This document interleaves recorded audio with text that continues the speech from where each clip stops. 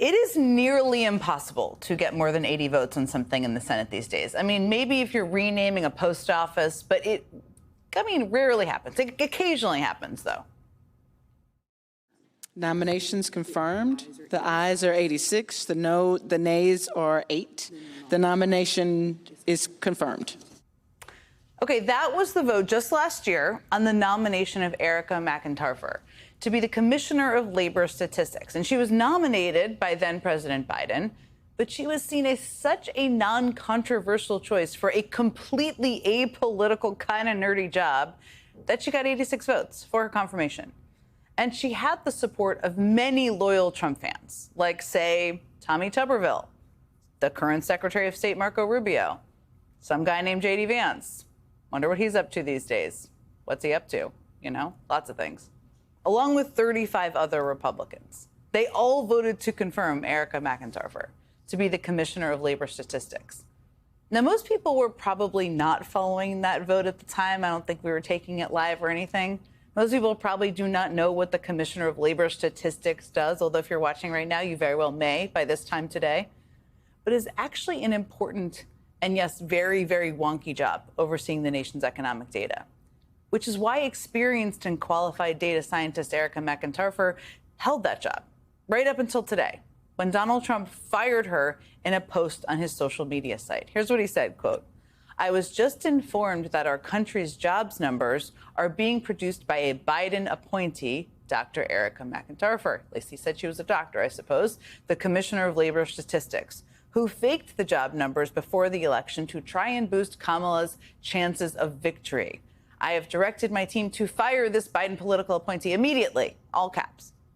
Trump then repeated that bogus claim in an interview with Newsmax just moments ago.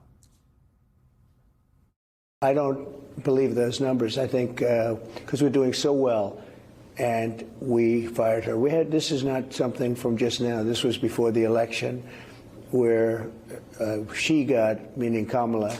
We thought it was Biden, but it turned out being Kamala, where they got very, very strong numbers.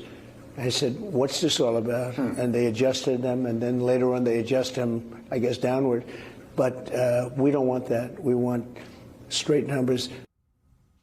Straight numbers, not sure exactly what that means. I mean, now to be clear, no Commissioner of Labor Statistics in any administration has ever been credibly accused of faking job numbers for political purposes. This is not what is in the soul of any of these people. Trump's accusation doesn't really warrant a counter argument, but just in case you need something to tell your red-pilled cousin at Thanksgiving this year, I'm going to prepare you. I will note that the jobs report that came out right before the election was actually the worst jobs report of Joe Biden's final year in office. It found that only 12,000 jobs were added in the month of October. And the numbers were later revised up after the election to 43,000 jobs, after Kamala Harris lost. Now, by contrast, the jobs report that came out today showed the country added 73,000 jobs, which is not good, but actually better than the numbers Trump says were rigged to make Kamala Harris look good. So that argument makes literally no mathematical sense. But maybe Trump is actually mad that today's jobs report also suggests there are even bigger problems facing our economy. Because in addition to this month's weak jobs growth, the Bureau of Labor Statistics also revised down the previous 2 months of job growth to just 14,000 jobs added in June and just 19,000 added in May. And that's a total of 258,000 fewer jobs than were originally reported. That kind of 3-month streak does suggest that Trump's disastrous economic policies are definitely taking their toll on the economy. And yet when the day began, it looked like the Trump administration was going to handle this bad news the way it deals with pretty much any bad news. Just lie about it with the help of some right-wing media allies helping you out. 73,000 jobs created. Unemployment rate is expected. Jobs a little bit below what Wall Street expected at 110,000, but I would say mostly in line with expectations. Yeah. All right. Yeah. Good. So there we go. Good news all around. Good news all around. Good news all around, says the right-wing media outlet Newsmax after an objectively bad report, also the same outlet that Trump just did an interview with. But it wasn't just them. Vice President J.D. Vance also tweeted his own praise for the new jobs numbers, trying to make it seem like this was good news for American workers, which is pretty awkward, given that his boss now says the report is some kind of hoax witch hunt designed to make him look bad. Now, maybe Trump flew off the handle because he didn't catch the spin that Newsmax and the vice president were putting on this bad jobs report. That's possible. Maybe he was watching Fox News, where even the president's most loyal media allies could not bring themselves to pretend this was good news. The NASDAQ down about 200 going. 73,000 jobs. 73,000 jobs created in the month of July. Number just coming out. And that's total. Stephanie, how do you read things? Well, I'm just stunned at another number in this report, and that is the downward revision to the June figure from 147,000 to just 14,000. So looking over the last 3 months, we've got 73,000 in July, 14,000 in June, and 19,000 in May. Those are incredibly weak headline numbers, and that's the total, not just private jobs. Steve Moore, your reaction.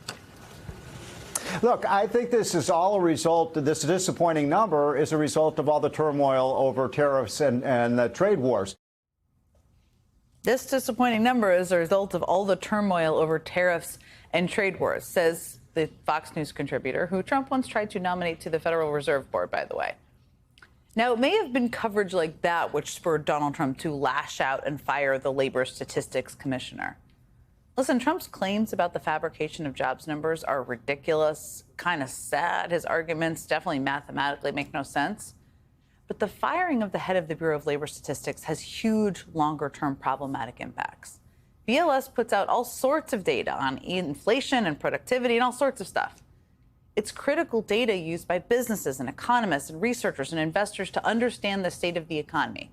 That is why it's so important that these numbers be driven by data and not by the political whims of an insecure wannabe dictator. And the thing is, this extreme move by the president is also part of a larger pattern because this administration has declared war on good data that they don't want the public to see basically since day one. I mean, in just the last 6 months since taking office again, and by the way, my colleague Catherine Rampell keeps track of this, and you should follow her. She has all of it on all of her feeds. But just the last 6 months, he deleted the Justice Department's database that tracks police misconduct, deleted climate change data used by American farmers who had to sue the Trump administration to get some of it back, deleted a database that tracks the mass abduction of Ukrainian children, banned the National Cancer Institute from publishing information on vaccines, fluoride, autism, and even peanut allergies without getting special approval from the administration. Scrubbed all federal websites of anything that even remotely smacks of diversity, which at various points led to the deletion of references to important historical figures like Jackie Robinson and the Tuskegee Airmen.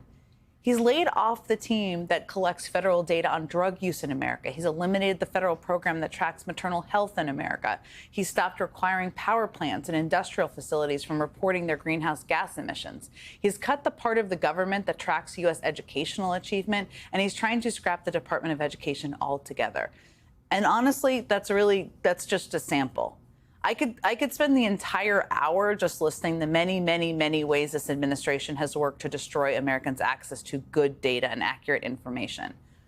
And though it can seem abstract, that data is vital because data is the basis of good policymaking. It's how the government makes decisions about where the greatest needs are and where to put resources. It's how businesses make decisions about when to hire people or lay them off. It's how farmers make decisions about when to plant their crops. It's how scientists make decisions about how to stop the spread of deadly disease or fight climate change. All of that data is important. Now, Trump has taken the extraordinary step of politicizing some of the most important economic data the government collects, all because he does not like what the data says about how his tariff policies and his mass firing of federal workers and his cruel mass deportations have put a huge drag on the American economy.